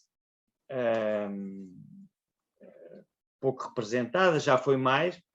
A pecuária, entretanto, também mudou, também há alguma estabulação a acontecer, em Espanha também, mas pronto. Podem ver aqui, e este estudo, que está também na internet, eu agora não tenho o nome, mas é do Louis Phillips, primeiro autor, que participou no Rupis. Isto foi feito, este polígono azul é a área vital de um britango, podem ver, isto serão, sei lá, 50, 40 quilómetros. Suas áreas de alimentação são invariavelmente neste planalto, que é conhecido como o Campo de Charro de Salamanca, e por razões são óbvias, e a estatística da pecuária dá-nos esse valor. Portanto, isto é uma paisagem do sul da província de Salamanca, uma zona visitada pelos três abutres, o preto, o grifo e o britango. Portanto, são vacas, vocês se fizerem Estrada Fuentes de Onhoro a Salamanca vão encontrar essa realidade, densidades muito elevadas. Trouxe-vos esta imagem, que é a raça autóctone dali de Salamanca, que é a Morucha, neste caso com uma cor um pouco comum, quase parece uma vaca frísia, mas não, são vacas de campo, de vocação cárnica, portanto, para a produção de carne, mas também, mas isto é quase uma raridade. As autóctones já estão a ser, há muitos anos, substituídas por limusines e charolesas e agora até outras raças. Portanto, e esta imagem é em Portugal, um rebanho de ovelhas também cruzadas israelitas, as autóctones praticamente já desapareceram, de vocação leiteira, e sobretudo em Portugal. Em Espanha é quase só vocação cárnica, aqui a carrar debaixo de um sobreiro. Portanto, aqui os nossos britânicos, naquele dormitório que vos falei, mas sempre atentos a este tipo de realidades. Em Espanha também há estas concentrações. Aqui é um rebanho de vacas mirandesas em Lagoaça, uma coisa também já do passado, mas que representa um pouco a pecuária que ainda vai havendo, a bovinicultura que vai havendo dos dois lados da fronteira, mas sobretudo em Espanha, mas é sobretudo em zonas de campo. Já vos trouxe esta imagem, o britânico estava intimamente associado a estas zonas áridas, onde havia pastorícia de percurso, daí, de facto, não haver vegetação, eram zonas geridas para a produção de pastagem para ovinos, e envolvia o uso frequente de fogo. Portanto, aqui passo para um tema um bocadinho diferente dentro da alimentação, que são a gestão dos campos de alimentação de abutres. Dentro do RUPIS foi gerido um programa de alimentação suplementar em 6 campos de alimentação. Este é o campo de alimentação em Castelo Branco, Mogador, gerido pela Palombar, que se podem ver aqui alguns indivíduos. Alguma desta informação produzida sobre a utilização dos campos de alimentação está publicada. Podem ir ao site do RUPIS, do Life RUPIS, e encontrar lá este documento, mas há mais informação.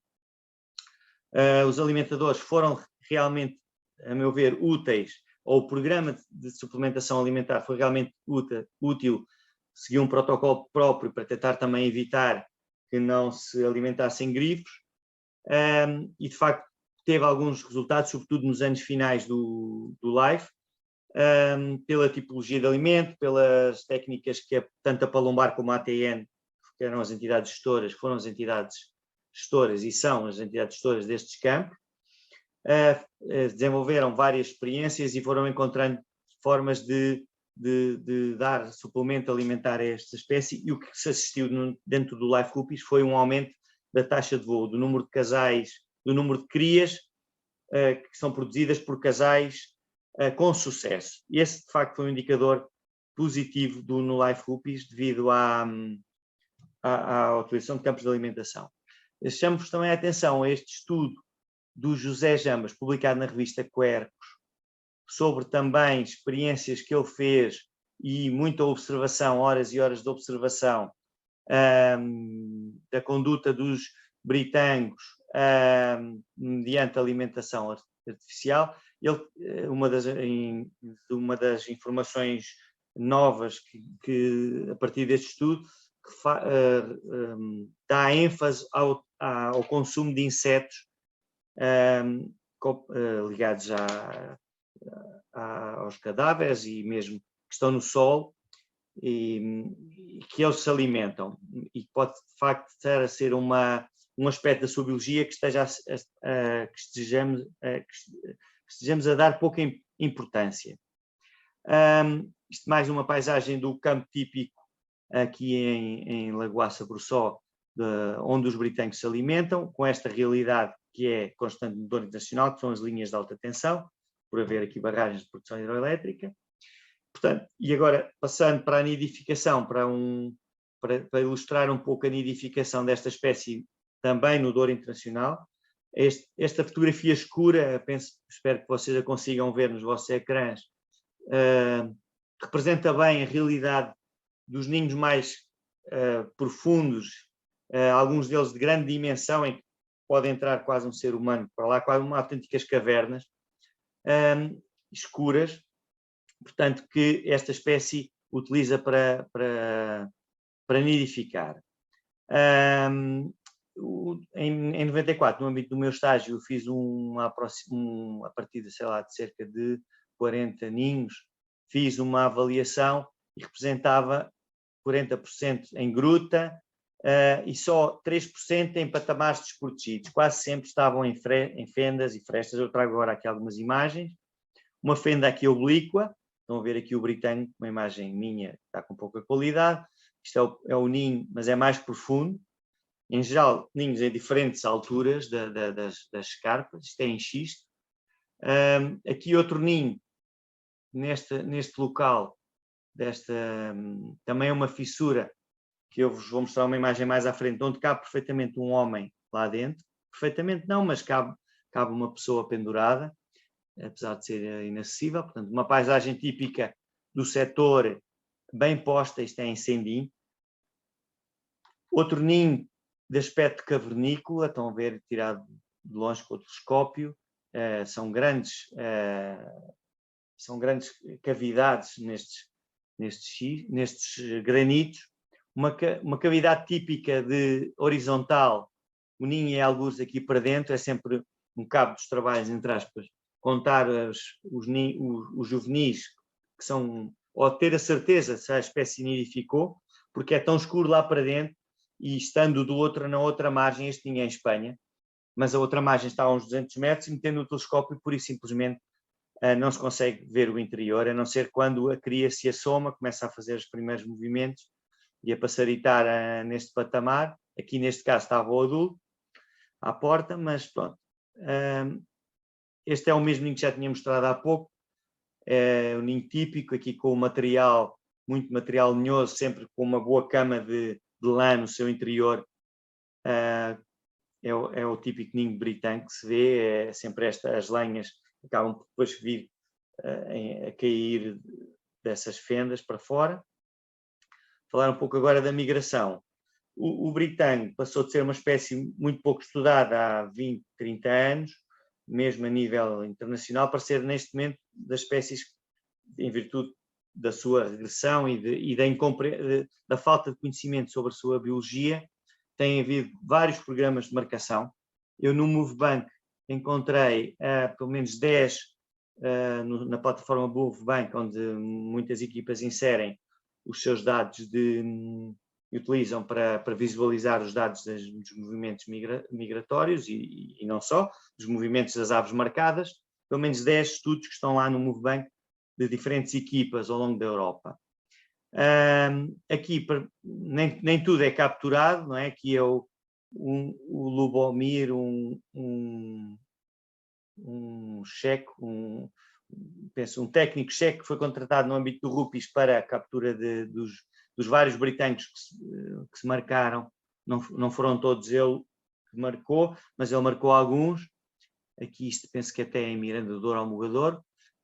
Mas também os britânicos que chegavam aos centros de recuperação, aqui em Freixo de Espada à Cinta, um adulto com uma intoxicação, felizmente ficou rapidamente bem no centro de recuperação, e que foi possível marcar, e que, graças a este seguimento, no âmbito do RUPIS e a cargo da VCF, foi possível marcar aqui, penso que a dada altura, 6 ou 7 aves em simultâneo, e desenhar desta forma extraordinária os locais de importância migratória.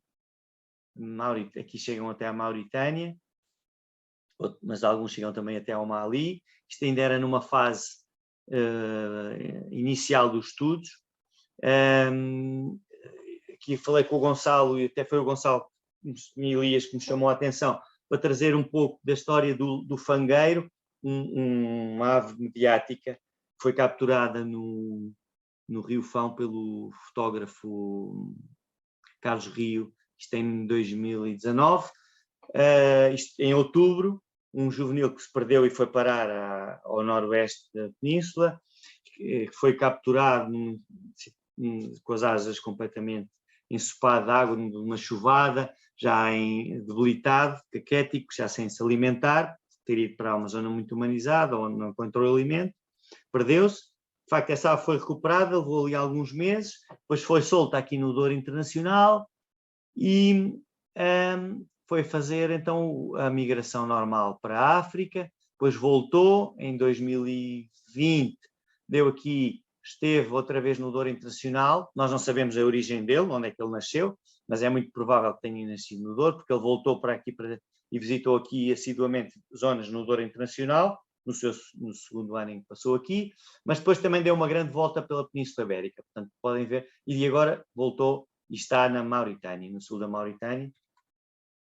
Portanto, esta aqui é a história. Outra ave que marcámos este ano, marcámos nós, ICNF, com a VCF, basicamente foi a VCF, foi em colaboração connosco, porque foi solta esta ave até foi solta em Cáceres, porque foi encontrada pelo ICNF, pelos vigilantes do Parque do Douro Internacional, em Mogador, daí o nome que se foi atribuído Mogador, e foi recuperada, acabou por ser recuperada na UTAD, nas clínicas veterinárias, de forma muito rápida para o que se estava à espera, e de facto soltou-se em Cáceres, porque já era fora do período migratório, foi em outubro, soltou-se a ave, que era um juvenil de primeiro ano, e passados 2 ou 3 dias tivemos a felicidade de ver que ela se dirigiu magneticamente para a África, cruzou Gibraltar, sozinha ou não sabemos, mas cruzou, e neste momento, há dias, ou hoje ainda, porque este mapa foi feito hoje, estava no sul da Mauritânia. Alguns aqui. Esta informação é da VCF, está numa plataforma que eles têm, que é o Wildlife Monitor, onde é possível consultar com a autorização deles, evidentemente. Esta é outra ave marcada, e eu trouxe aqui este mapa porque considero realmente importante, porque é numa ali que se tem verificado a invernada de muitos, ou de vários, não são muitos ainda, mas de vários britânicos, nomeadamente no Parque Nacional de La Boucle du Baoulé, um nome a fixar, sobretudo para quem gosta de britânicos, porque de facto eles têm aqui será talvez a zona mais importante mais importante desta zona da África. Eles regularmente visitam este local. Esta imagem que eu trouxe da internet de um site turístico refere aqui a reintrodução, é savana, não é? Para vos chamar a atenção que é savana, isto visto do ar, com uma data de movimentos da mesma ave, que há aqui um pequeno rio, mas esta é a paisagem que eles frequentam, já não a paisagem desértica do sul da Mauritânia, mas uma paisagem já de tipo savana. E agora, para terminarmos, falarmos um pouco da problemática de conservação. Já falei de diversas das realidades que estão na gênese da sua vulnerabilidade, de certa forma, da sua regressão no continente europeu, nomeadamente em Portugal. É uma espécie que está em regressão sem haver certeza quanto é que é essa regressão, por causa das tais dificuldades que houve recensear, nomeadamente a população ibérica, ao longo dos anos, nem as causas dessa regressão, não se sabe. Tem-se uma ideia de alguns, e está-se a atuar, vou falar disso de seguida, mas pronto, é uma espécie difícil de recensear, há um grande desconhecimento da sua verdadeira e atual situação demográfica. Já vos falei que é um abutre particularmente desconfiado, portanto é difícil de capturar, portanto é difícil de estudar também por esse aspecto. Não é possível, de repente pensa-se, vamos marcar já 30 aves, e não é bem assim, porque de facto a captura é realmente difícil, tem que haver meios importantes para capturar. Esse grande desconhecimento é, a meu ver, a sua maior vulnerabilidade em termos de conservação da espécie. O tipo de alimento, não é? Este largo espectro, estar associado a uma pecuária que em muitas áreas já não existe, uma pecuária de percurso, uma pecuária extensiva, de facto pode ser um aspecto que aumenta a sua vulnerabilidade. Pode haver zonas em que, de facto, como viram aquela zona azul de Portugal, não tem condições para a espécie neste momento. O seu habitat também muito específico também é um aspecto a considerar. O facto de ser migratória e provavelmente haver mais mortalidade do que havia em África. Portanto, estou a especular, mas é possível, com o crescente desenvolvimento que há em alguns países, nomeadamente a instalação de linhas elétricas, o aumento da produção da pecuária, que leva a conflitos, por exemplo, com os predadores e depois colateralmente afetam os abutres. Portanto, e há dificuldades enormes também, de facto, de trabalhar em África, nomeadamente porque aquelas zonas particularmente importantes para o britânico, tanto quanto sei, estão, de facto, são situações vulneráveis do ponto de vista de terrorismo. As ameaças a considerar foram estudadas no âmbito do RUPIS, refiro em Portugal como o estudo mais fiável e mais recente que se fez. Dá aqui isto é o conjunto de casos de mortalidade conhecidos na zona, não apenas durante o projeto RUPIS, mas durante desde os anos 90. O veneno é sem dúvida a causa mais frequente de mortalidade. Aqui um caso de mortalidade durante o Life RUPIS, dois adultos que foram encontrados no ninho, mortos, adultos. Portanto, há também casos de colisão e de eletrocução, 17%, que não estavam considerados como importantes e ou tão importantes. Este traumatismo pode também ser traumatismos derivados da colisão. O Douro Internacional é uma área com muitas linhas de alta tensão, por causa de ser o maior centro de eletroprodução do país, com muitas barragens e muitas linhas.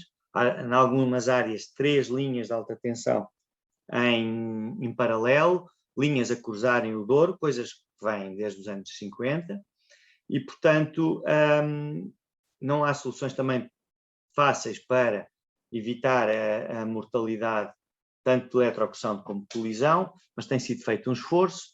Isto é um mapa de um estudo que foi feito até pela BioInsight sobre zonas mais vulneráveis para a espécie. Portanto, as ameaças estão a ser consideradas, nomeadamente o veneno. Foi possível criar durante o RUPIS, uma patrulha, uma brigada sinotécnica em Bragança, para atuar nos casos de veneno, que eram frequentes e incidem não apenas no britânico, mas noutras espécies, evidentemente. E de facto, aqui vemos o José Jambas, que nos prestou aqui ao Parque do Douro Internacional, e ao RUPIS, este serviço de ir buscar os 2 britânicos que vos falei, do ninho na zona do Conselho de Miranda do Douro, em que podem ver a extensão. Isto era uma fenda típica horizontal, em que ele teve que descer ainda alguns 10, 15 metros, e depois introduzir-se dentro desta fenda e retirar os cadáveres, depois foram para a análise. De facto, tem havido um esforço grande para combater o veneno, através do programa Antídoto, e tem havido também um esforço grande no seguimento no aumento do conhecimento da espécie. Este mapa o Gonçalo Elias já o tinha mostrado, é da VCF, mostra o conhecimento que já há das rotas migratórias, das zonas importantes, as populações. Há aqui a população de Cabo Verde insular, também uma das últimas, com muito poucos indivíduos que provavelmente está em vias de extinção. O facto também estamos a falar de ameaças nos setores mais conhecidos, haver uma redução da produtividade e da taxa de voo, claramente, enquanto a evolução populacional pode ter aqui esta nuance de haver uma subestimação pelas dificuldades associadas ao censo da espécie. No caso da produtividade e taxa de voo, os parâmetros de voo, esse erro não existe. As amostras são volumosas e, de facto, conseguem detectar que a espécie está, pelo menos no Douro Internacional, e ampliaria a todo o território nacional, a nossa pequena população de cerca de 70 casais está com problemas de conservação e com alguma tendência de regressão. Há, no entanto, sinais positivos a nível da Península Ibérica. Quis-vos trazer este exemplo Isto não são 360 casais, são 360 indivíduos, são cerca de, se não me engano, 70 casais que existem, mas está aqui o gráfico da evolução positiva que houve após a correção de linhas elétricas e entre outras ações, que era um problema que estava por resolver nas Canárias, em Lanzarote, sobretudo em Lanzarote.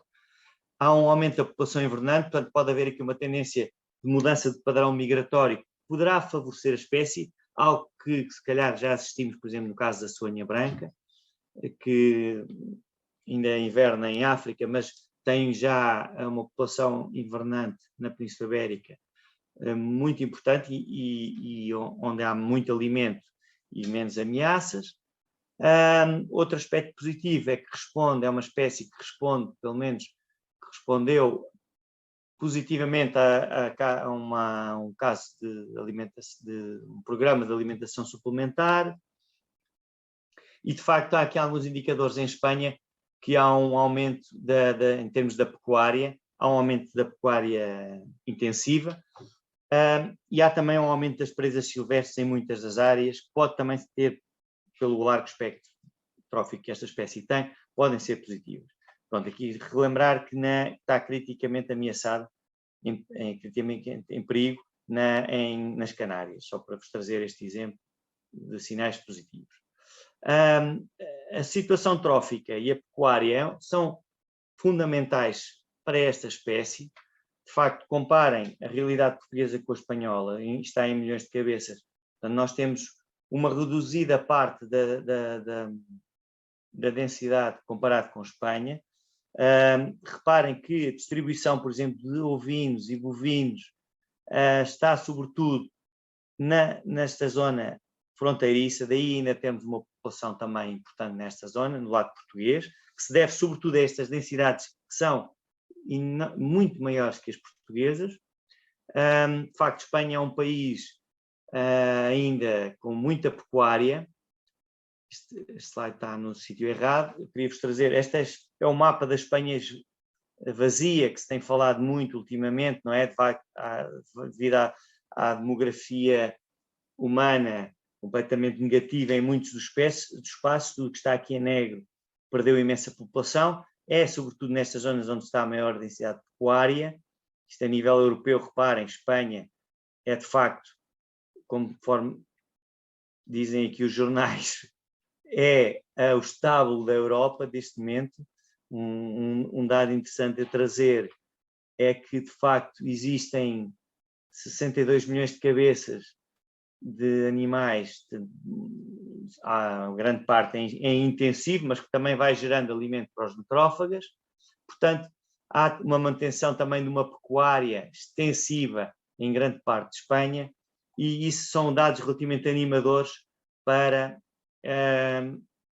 os necrófagos. E os grifos, não é por acaso o aumento de grifos e mesmo de abutre preto, e é natural que isso seja o garante também do nosso britânico.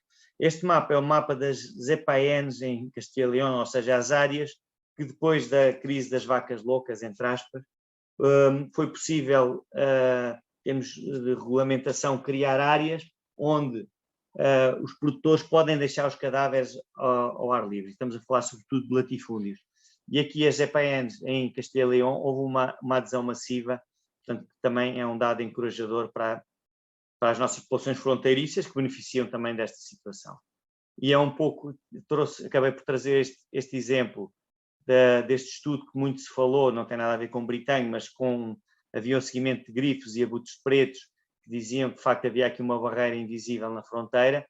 Essa barreira invisível, que segundo os autores do artigo é atribuída às restrições sanitárias, a meu ver não será só isso, tal a diferença em termos de densidade pecuária entre os dois países. Mas pronto, isto é um extra. Aqui, de facto, ainda trazer, porque de facto a pecuária é fundamental para os aspectos da problemática de conservação. Espanha, de facto, não para de aumentar a sua capacidade, a sua pecuária e a sua capacidade de produção. Aquele mapa que já vos mostrei é ilustrativo disso.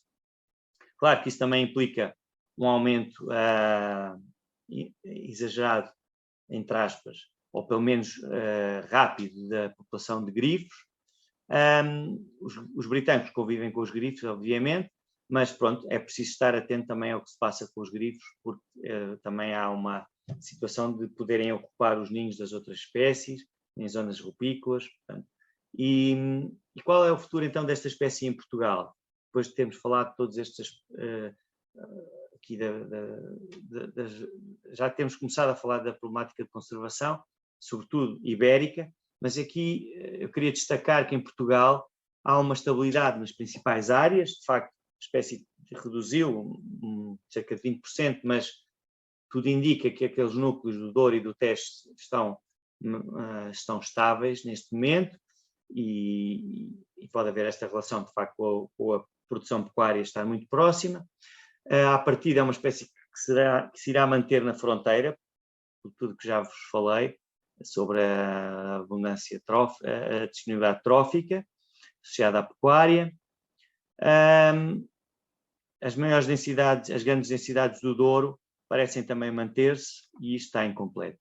Agora, as ações em curso para esta espécie, eu queria salientar aqui algumas, que não trouxe fotografias, mas o Programa de Alimentação Especial, que foi desenvolvido no âmbito do RUPIS, o Programa de Marcação e Seguimento, que está em curso agora, que vai intensificar nos próximos anos, no âmbito também do Plano Transfronteiriço da espécie, também derivado do Life RUPIS.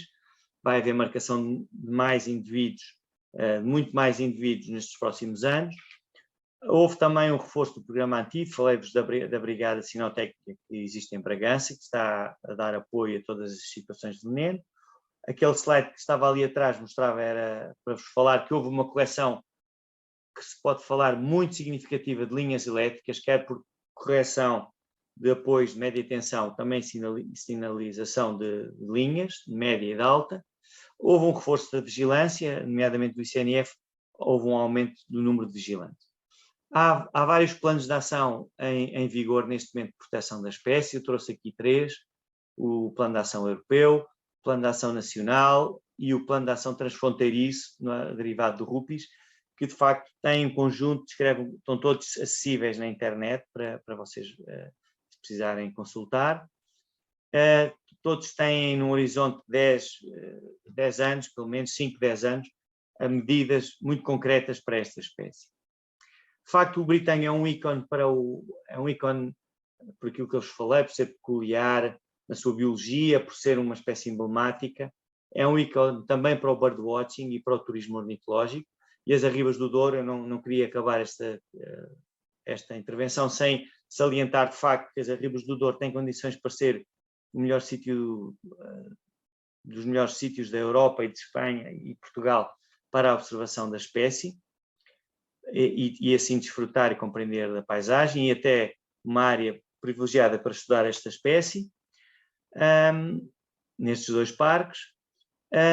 E de facto era com esta mensagem um bocadinho positiva que vos queria deixar. De facto, o britânico há 30 anos era visto como uma espécie quase, lembro-me, trago este assunto um pouco por brincadeira, mas nos anos 90, ao falar com os guardas espanhóis, em Portugal não havia guardas ainda vigilantes da natureza, os guardas medioambientais, rentas medioambientais, referiam que o britânico era o pássaro tonto, era uma espécie menor praticamente, segundo a lista das prioridades de monitorização.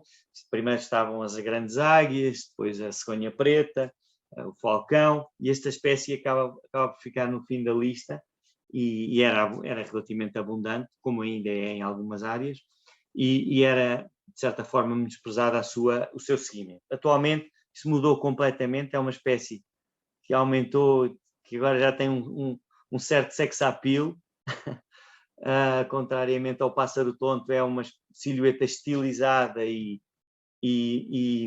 reconhecidamente admirada por muitos. É aquilo que eu vos falei, temos de birdwatching, é uma das espécies mais procuradas para observação nesta zona. E pronto, e queria-vos deixar estas últimas imagens do Douro Internacional, este solar de uma das maiores núcleos de Britânico da Europa. E peço desculpa por alguma imprecisão e por me ter alongado certamente mais do que percebi, dei conta. Espero que tenham gostado e estou disponível para alguma pergunta.